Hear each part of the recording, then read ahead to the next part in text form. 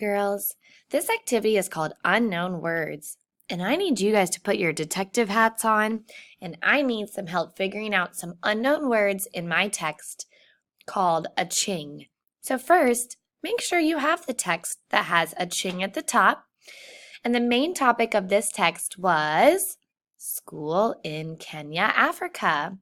So make sure you have the text in front of you if you want to look back. If not, I wrote the little pieces of the text right here. All right, detectives, let's look at our first sentence, number 1. It says, the girls swept the floor while the boys cut the grass with pangas or machetes. After, we sat on the straw mats and began our lessons.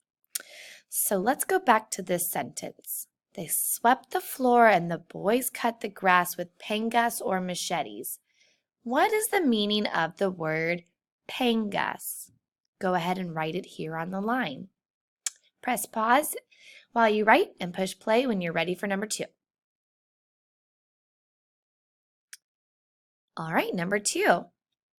When the storm was over, we went outside and I ate mandazi or fried bread for lunch. What is the meaning of the word mandazi in this sentence? Go ahead and press pause while you write down what mandazi means and press play when you're ready for number 3.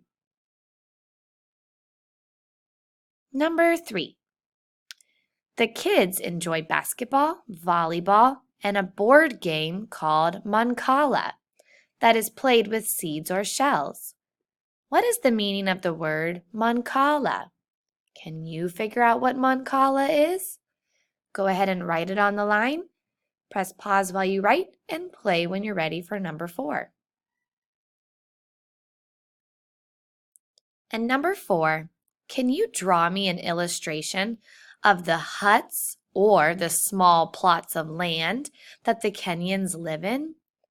Go ahead and label the huts and small plots of land that the Kenyans live in. Draw me an awesome picture.